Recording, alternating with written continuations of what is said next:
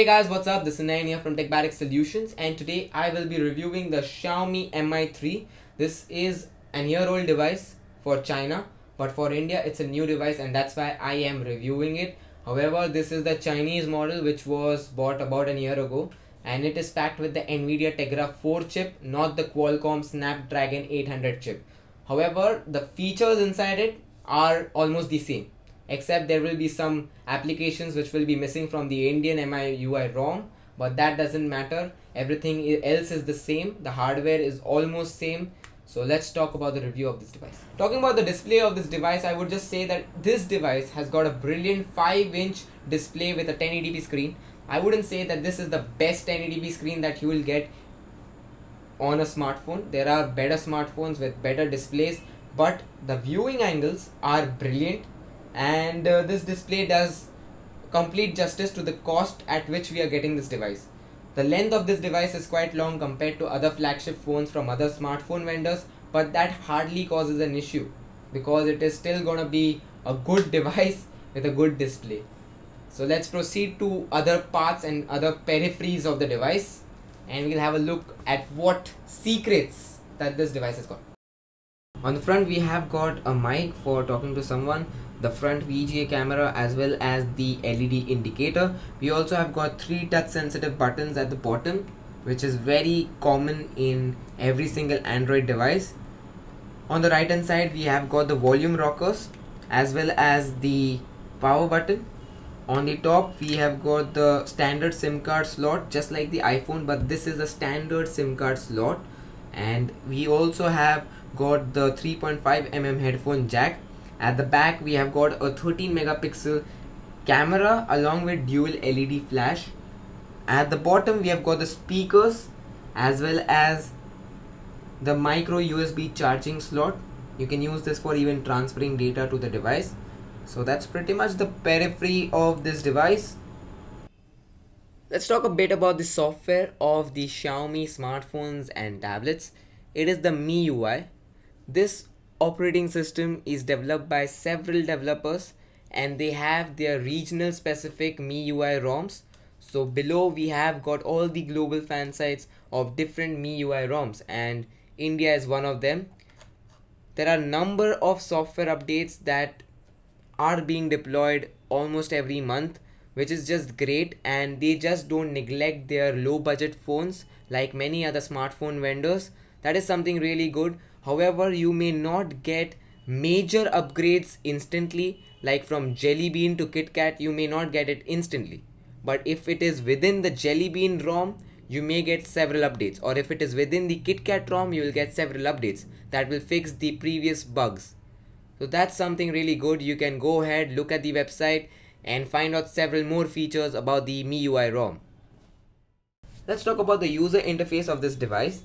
But before proceeding to the user interface, I would like to point out one thing, that this model is running Android Jelly Bean, while the new Indian model has got Android 4.4 KitKat pre-installed. Coming back to the user interface of MIUI ROM, when we unlock the device, we get several options. Through these options, we can either enter the phone application, the camera application, or even the messages application, or you can straight away unlock the device. There are several features that have been inspired from the iOS software, such as instant access to music from the lock screen. Double tapping gets us back to the lock screen itself. And when we unlock the device, we get the entire interface, feel and look of the MIUI ROM. There are no app drawers, we just have home screens. All the applications have been spread throughout the home screens, and the number of home screens depends upon the number of applications you have.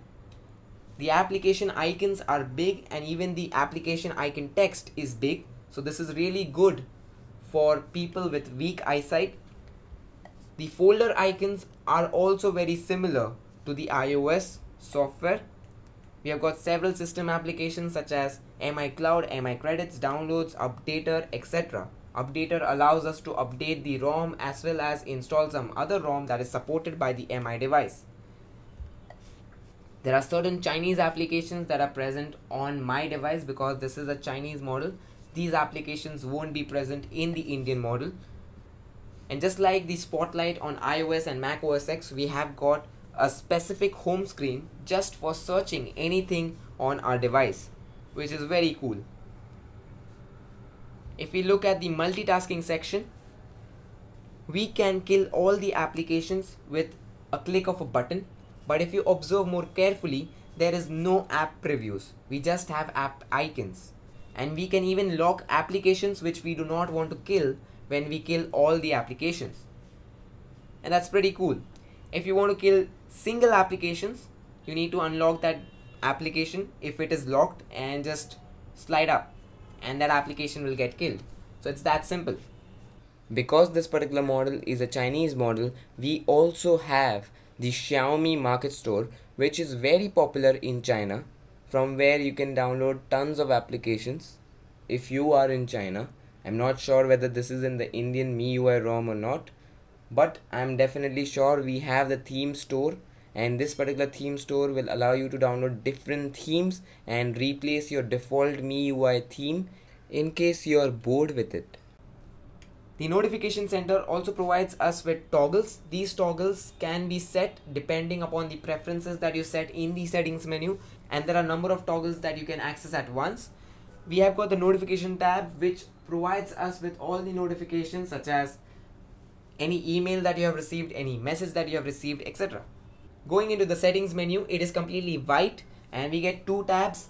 One is quick settings if you want to go through some of the quick settings, and one is general settings, which will contain all the settings that you want to browse.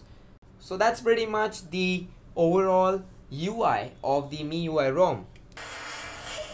The device is packed with Snapdragon 800 processor, which is a top end processor, and so just think about any game that you want to play and that game will work buttery smooth.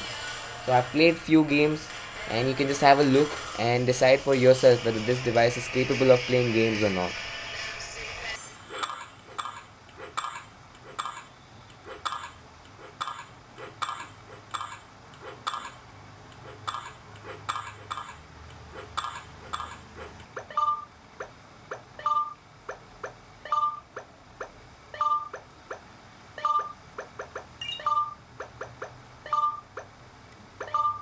The 5-inch Full HD 16:9 ratio screen of this device makes it a mesmerizing experience to watch any sort of Full HD video, and the audio quality is also great.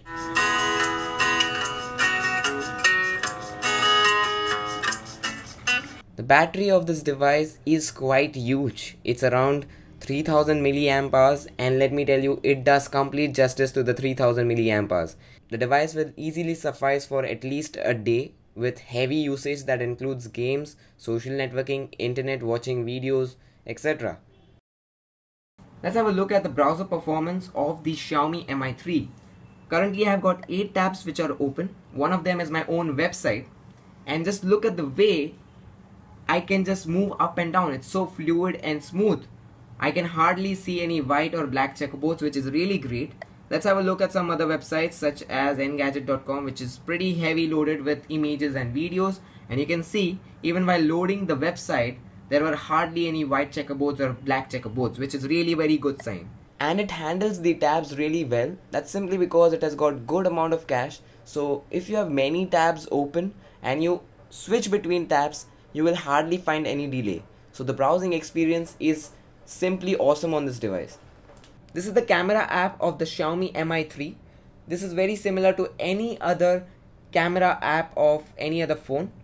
We have got the front camera button, we have got button to switch to the video mode, we have got the flash button, and we can also change certain settings of our image or our videos, and we can switch to the panorama mode or even change the filters, which is something great.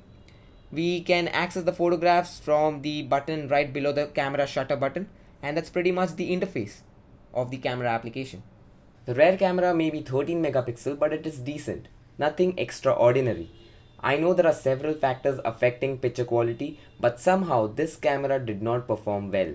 During broad daylight, pictures are great, but during low light, there is a lot of noise in the image and the image lacks sharpness.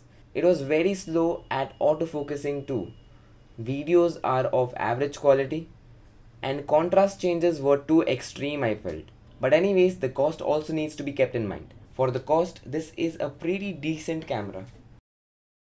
I've just got one word for this device, and that is incredible. The specifications of this device is comparable to any other flagship device from any other smartphone vendor. You're getting a Snapdragon 800 processor for your heavy performance, for playing awesome heavy games. You're getting an awesome software which will get updated regularly, though they may not be major updates, but definitely you'll get minor updates for that particular operating system itself, which will be weekly or monthly updates. And the camera is decent. I know that it is not great, but for the cost it is pretty good, and you're getting a good 5-inch 1080p screen on which watching movies is just awesome. So I would say this is a very good device to be considered when you're buying a new smartphone. So that's it with this video, guys. I hope you liked it. Please rate, comment, subscribe, and visit techbarrack.com.